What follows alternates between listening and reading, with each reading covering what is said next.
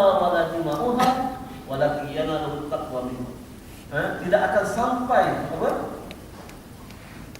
Daging-daging kurban itu maupun darah-darah kurban itu, tapi yang sampai adalah ketakwaan kamu kepada Allah. Terus sebab hari ini tuan-tuan, bila kita nak kurban, jaga-jaga sikit kita punya niat dan pemikiran kita. Okey, hari ini macam apa? Saya punya surau berapa ekor Dia punya surau? Ya, itu surau 3 ekor. Apa makna tu? Jangan dibangga-banggakan. Okey. Sebab apa kadang-kadang syaitan ni dia paling licik. Hari ini pertama sekali dia cakap sama you jangan korban, buang duit you je. Orang lain dah banyak korban, tak payah lah. Kan? Itu dia bisikkan. Kalau you korban juga, dia akan tipu you. Okay. Terutama pada hari penyembelihan. Apa? Nombor A, siapa punya nombor A ni? A dan B. Mana A dan B? Ni sini. A dan B dan keluarga ni. Walaupun disunahkan memang kita Rasulullah suruh galakkan pergi tengok binatang pemeliharaan, tapi jaga niat. Jangan bawa kita rasa apa? Rasa apa? Itu sebab pada hari penyembelihan tu yang baik-baik kita yang sembelih yang sebaik-baiknya. Tapi kalau kita nak apa sembelih, kita wakil pada orang. Kita berdiri kat situ, ketika nak sembelih benda tu, cakaplah pada Allah dengan rendah hati, ya Allah, tolonglah terima korban saya. Cakap dengan tapi kalau dengan ada kita kat situ tuan-tuan, takut kita rasa riak dan sebagainya, kalau boleh jangan. Bagi sahaja pada orang yang sembelih itu, niatkan saja, lepas tu biar antara kita dan Allah. Di antara amalan tuan-tuan yang boleh bawa kita gembira dalam hatinya adalah amalan yang tidak diketahui oleh orang lain. Walaupun tuan-tuan, memang dalam Islam dibolehkan kita untuk menunjukkan amalan kita pada orang lain dengan tujuan untuk apa? Bagi contoh tauladan. Tapi kalau amalan kita itu boleh bawa kita, hati kita berbolak-balik tuan-tuan, lebih baik kita simpan amalan itu di hati kita saja. Biar Allah saja. Itu cara. Ini semua benda-benda yang kita nak perhatikan ketika kita melakukan ibadah Allah. Okey? Itu mukadimah dia. Saya mukadimah ini kepada korban. Jadi yang lain tu saya buat write up dia, tapi kalau tuan-tuan tak minta saya boleh hantar write up tuan-tuan. Bagi email dia pada. Ambil email apa? Bagi email dia saya sama apa? Kita pasal. Dia banyak benda. Ada binatang yang jenis binatang korban. Orang kata rusa boleh korban? Boleh? Rusa boleh? Boleh tak boleh? Boleh tuan. Tapi kalau dulu rusa dia termasuk dalam binatang yang liar. Okey, dan tidak diternak. Tapi sekarang manusia dah masuk binatang ternak. Okey, dan dimakan sebagai makanan biasa. Manusia boleh dikiaskan dengan apa? Binatang lain. Okey. Setengah pendapat ulama kuda pun boleh. Kuda lagi banyak isi tuan. Okey. Kenapa kuda banyak isi? Buat dia kolesterol tak ada. Ada orang sembelih kuda tahun lepas juga dekat Taman Keramat. Dia kata isi je tak kata. Tak ada lemak pun. Kuda kan? Okey, jadi tuan-tuan jadi apa? Tapi ada sedikit sebanyak macam masalah boleh tak korban bagi kepada orang yang bukan Islam? Boleh ikut setengah pandangan mazhab boleh. Kalau dia jiran kita je dan sebagainya. Okey. Lepas tu apa lagi? Akikah. Macam mana? Boleh tak akikah dalam korban? Tapi akikah tu kalau nak ikut sunnah dia, akikah ni antara umur 1 sampai 7 hari tu. Paling lama pun 40 hari. Ini dah 40 tahun pun nak akikah tu. Itu tak ada syariat. Jadi hari ni tuan-tuan, kalau tuan-tuan nak akikah, kata kecil-kecil tak ada akikah, tuan-tuan kat korban ni. Ganti dia adalah apa? Korban. Okey, ganti adalah korban. Terus sebanyak tu Okey, saya nak sambung daripada buku ni tuan. Tuan-tuan buat buku ni tak? Ada kita buat 10 minit. Ada. Saya dah mula dah baca buku ni kan? Hari tu saya baca kat mana? Ingat tak? Dah mula ke belum? Dah. Belum? Dah. Kodimo. Mana buku tu tuan? Jawab banyak. Tinggal kat rumah kan? Tapi ada orang beritahu saya gitu, dia kata Ustaz, Saya nak bawa tinggal ke rumah kan. Betul kan? Saya pilih satu lagi. Satu tinggal ke office, satu tak. Jadi tuan-tuan ikut. Itu sunnah boleh ikut. Okey. Okey. Okey, jadi saya letak pada bahagian muka dia. Saya dah cerita tak? Apa makna belajar? Dah cerita belum? Dah. Proses belajar dah cerita belum? Ulang balik Ustaz. Tak ingat? Dah tak kan? Saya ingat. Okey, jadi tuan-tuan maksudnya saya dah masuk pada bahagian X. Tuan-tuan kalau buat buku tu tuan buka pada bahagian X. Dengan bahagian X tu pada muka 5 X. Saya ada sebut kedua perkara yang amat penting dalam kita membaca dan belajar. Pertama adalah kefahaman, yang kedua adalah petunjuk. Kenapa topik ini saya letak dulu kan? Sebab bila kita baca, kita melakukan proses pembelajaran. Dan kita nak supaya kita baca buku ni tuan-tuan, di akhir dari pembacaan kita atau sepanjang pembacaan kita dapat manfaat. Apa makna manfaat? Manfaat apa ni? Manfaat ni maknanya al-manafa'ah dia adalah bahasa Arab kan? Okey, sama juga dengan al-barakah. Maknanya apabila kita baca suatu perkara itu, dia bawa kita semakin dekat pada Allah. Dan benda yang boleh bawa kita semakin dekat pada Allah adalah ayat-ayat Quran. Itu sebab kenapa saya letak ayat Quran di buku. Itu sebab bila tuan-tuan baca buku ni, tuan-tuan kena baca ayat Quran ni. Jangan baca terjemahan dia, baca ayat ni. Sebab mukjizat itu duduk pada ayat Quran. Jadi itu sebab kenapa saya letak topik ni dulu, supaya bila kita baca ni kita dapat kefahaman yang betul. Dan kefahaman yang betul ini datang daripada Allah saja. Okey? Dan yang kedua kita dapat petunjuk dan hidayah. Okey, apa petunjuk dan hidayah ini?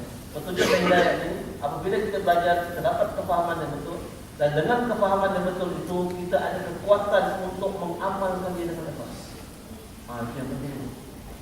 Okey, sebab hari ini tuan-tuan, bila kita belajar, ada orang faham tapi ada orang tak faham. Ada pula orang faham tuan-tuan, dia tahu benda tu baik tapi nak buat benda. Saya tanya tuan-tuan, ngapal Quran itu bagus atau bagus? Ngapal Quran bagus atau bagus? Bagus. Kita buat ke tidak? Itu juga lah.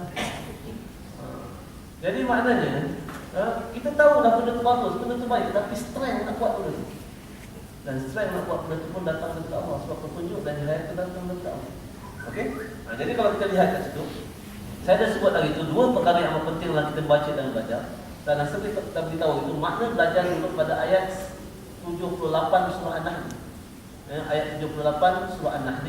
Wallahu akhrajakum min butuni ummahatikum la ta'lamuna syai'an. Allah keluarkan kita daripada perut ibu kita tak tahu apa. Okey?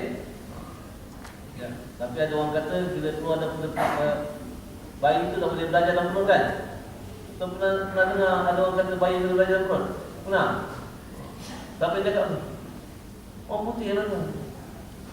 Dia kata learning process is actually begin in the womb of the mother. Kalau kata tuan-tuan, dalam perut ibu kita dah belajar keluar budak tuan-tuan macam Assalamualaikum. Macam bayi itu keluar bagi salam kepada kita macam belajar tu tak ada tuan. Allah kata la ta'lamuna syai'an, kamu tak tahu apa. Wa ja'ala lakum sam'an, kami jadikan pendengaran kamu, makna pendengaran itu sebagai panca indera untuk tangkap maklumat. Wal absara wal afdata la'allakum tashkurun. Okey? Jadi daripada dalil itu tuan-tuan menunjukkan bahawa pembelajaran belajar adalah proses penangkapan maklumat yang dibawa ditangkap oleh panca indera kita dan dibawa ke hati kita. Tapi kita telah ditipu oleh orang barat, ia dibawa ke otak kita. Dan kesannya ibu bapa yang fokus untuk jaga kesihatan otak anak mereka. Sebab mereka terkeliru dengan pandangan orang barat bahawa proses pemprosesan maklumat itu, kefahaman itu duduk di otak. Sedangkan Allah tak sebut dalam Quran bahawa dia duduk di otak, dia duduk di hati. Dia duduk di hati. Jadi hari ini kalau kita nak develop manusia yang bijak, kita kena develop hati dia, bukan otak dia. Nampak? Sebab bila kita faham otak, macam mana nak develop otak, minum susu, makan kismis dan sebagainya. Tapi Quran dia belajar matematik, nak exercise the brain. Nampak? Sebab apa? Sebab kita ditipu oleh orang barat. Sedangkan yang sebenarnya untuk develop manusia yang bijaksana, kita kena develop hati. Jadi sekarang kita, bila maklumat itu bawa di hati, sekarang ni hati akan proses. hati itu akan proses, dia akan menghasilkan kefahaman. Okey, dan kefahaman itu, okey, saya sebut kat sini. Saya dah cerita pasal kefahaman itu tak? Okey, saya dah cerita pasal kefahaman belum? Al-fiqhu, saya cerita belum? Apa makna al-fiqhu? Saya cerita belum? Tak. Saya dah cerita al-fiqhu ni at-tawassul ila ilmin ghaibin bi ilmin syahidin. Saya cerita belum? Belum. Maknanya belum. Okey. Jadi saya sebut kat situ, kefahaman itu milik Allah. Manusia tidak memiliki ilmu kefahaman ini, mereka hanya diberi kekuatan untuk belajar. Okey, sebagaimana firman Allah, "Fafahamna haslain." Kamilah yang bagi Nabi sallallahu alaihi wasallam itu faham. Tapi hari ini kalau kita belajar, kita kata siapa yang bagi faham? Siapa yang bagi faham? Cikgu. Allah kata yang bagi faham aku. Terus sebab hari ini kalau kita tak faham, kita apa? Cikgu tak ada belajar. Cikgu pula kalau nak suruh budak-budak faham macam mana? Kamu kena bagi perhatian betul Anak kita balik tak faham. Tak faham lah subjek ni susah lah. Apa cakap? Tanya cikgu lah. Sebab apa tuan-tuan? Sebab kita seolah-olah memahami kefahaman ini milik manusia. Sedangkan Allah sebut dalam Quran, kefahaman itu milik Allah. Dia punya dalil dia adalah pada surah Al-Anbiya. Fafahamna haslaina. Kamilah yang bagi Nabi sallallahu alaihi wasallam. Jadi hari ini kalau kita tahu bahawa kefahaman itu milik Allah, macam mana bagi anak kita faham? Masa dia belajar, suruh dia baik dengan Allah. Suruh dia baik dengan Allah. Itu sebab kadang-kadang masuk aja kelas, okey, cakap pesan adik, sebelum masuk kelas baca a'udzubillahi minasyaitanir. Baca bismillahirrahmanirrahim. Kalau dia kata kenapa kena baca tu? Kenapa baca tu Abah ataupun Umi, kenapa? Sebab masa kita belajar yang bagi kita faham adalah dia kata bukan cikgu, bukan. Cikgu cuma boleh sampaikan aja yang bagi kita faham. Itu cara kita ajar anak kita ilmu tauhid. Apa tu ilmu tauhid tuan? Kalau dalam bahasa praktikal, dalam bahasa manajemen, ilmu tauhid ni adalah attitude knowledge. Ilmu tauhid adalah attitude knowledge. Itu sebab dia define attitude, the feeling of God in you. Itu sebab kalau kita dapat develop anak-anak kita have the feeling of God in them, okay, dia akan develop sebagai budak yang very confident dalam dia punya kehidupan. Nak develop confidence tuan, kena kita develop attitude knowledge. Dan attitude knowledge kita panggil ilmu tauhid. Nampak? Okay, nah macam mana nak develop ilmu tauhid ini dengan budak-budak? Kena sebut perkataan Allah Subhanahu daripada kecil-kecil. Umur dia 4 tahun, 5 tahun tu, kita selalu interaksi dengan dia kan interaksi dengan dia. Kalau dia makan, cakap apa? Baca bismillah. Dia akan tanya kita, kenapa kena baca bismillah? Sebab kita nak berterima kasih kepada Allah. Kenapa terima kasih kepada Allah? Dia kata kita. Itu cara kita didik budak-budak kecil betul. Kalau dia kita dia balik dia menangis. Saya ulang balik. Sebenarnya saya pernah cerita. Cakap apa pasal menangis? Kawan tak bagi share gula-gula. Apa mak dia cakap? Tak apa, nanti Umi beli gula-gula, besok jangan bagi kawan. Tak ada, ubah. Nanti Umi beli gula-gula, besok pergi bagi kawan dia tak bagi. Pergi bagi apa? Kawan dia tak bagi. Dia tanya, apa pasal nak bagi? Semalam dia tak bagi kita, kenapa nak bagi dia? Apa dia jawab? Cakap Allah yang suruh. Cakap Allah yang suruh. Jadi kita praktis setiap hari dengan perkataan Allah. Lama-lama perkataan Allah itu will be very important. Nampak? Itu kita dimana. Jadi pada jadi perkataan fahamna haslain. Perkataan fahimah, perkataan faham betul. Kita ambil perkataan faham yang kita selalu guna itu adalah dari dasar perkataan bahasa Arab, fahim. Tapi dalam Quran Allah guna di satu tempat ini. Dan tempat lain Allah gunakan perkataan faqah. Faqah. Kalau kita tengok dalam hadis, kalau kita tengok dalam ayat Quran pun ada banyak perkataan la'allahum yafqahun. Okey, tapi dalam hadis Allah sebut mayuridillahu khairan, siapa yang Allah hendakkan kebaikan dalam kehidupan dunia, yufaqihu fiddin. Allah akan bagi dia faham dan faham. So salah satu makna kefahaman selain perkataan fahimah adalah faqah. So sekarang ni apa makna al-fiqhu? Jadi datang perkataan faqah tadi, dia datang perkataan kata nama al-fiqhu. Ini contoh mengaji bahasa Arab. Al-fiqhu disebut sebagai kefahaman, tapi tafsir perkataan al-fiqhu ni kita boleh rujuk dalam Al-Quran. Dia ada dua ayat dalam Al-Quran dan tafsir perkataan al-fiqh ni, tapi saya bagi tuan-tuan dia punya istilah saja dahulu dalam bahasa Arab. Tuan-tuan salin, nanti saya akan explain minggu depan, bulan depan. Lagi kita cepat. Okey? Jadi al-fiqh tuan-tuan yang kita nakkan kefahaman ni disebut dalam bahasa Arab adalah at-tawassul. Saya tak cerita lagi at-tawassul kan? At-tawassul alif lam ta waw swat lam. At-tawassul asal dari perkataan wasal, to arrive. Itu maknanya. At-tawassul ila ilmin ghaibin, ila ilmin, kepada ilmu yang ghaib, bi dengan ilmin syahidin, dengan ilmu yang nanti. So, apa makna al-fiqh ni kefahaman adalah at-tawassul to arrive, to reach to the understanding, atau mana at-tawassul, untuk sampai kepada pemahaman ilmu ghaib melalui ilmu yang nanti. Itu dipanggil understanding. Tapi hari ni kita letak makna understanding ikut kita je. Kalau kita belajar sains, kita dapat dia punya eksperimen dia, kita kata itu pemahaman pelajaran. Tapi dalam Al-Quran, pelajaran ni atau pemahaman adalah makna yang berbeza. Itu yang kita nak kena define dulu. Dan kita akan define benda ni nanti bulan depan. Ingat saya berhenti dekat apa makna kefahaman. Ingat at-tawassul to arrive to the understanding of the unseen, the unseen. Untuk sampai kepada pemahaman ilmu ghaib ni melalui ilmu yang syahid. Maksudnya kalau kita tengok diri kita ni, kita boleh dapat keyakinan dan pemahaman kepada ilmu yang ghaib. Apa ilmu ghaib? Nanti kita cerita bulan depan. Okey, astagfirullah yang saya sampaikan. Nanti insya-Allah kita sambung lagi. Wabillahi taufiq. Assalamualaikum warahmatullahi taala wabarakatuh. Jadi seperti biasa tuan-tuan, kita ada pengumuman di sini.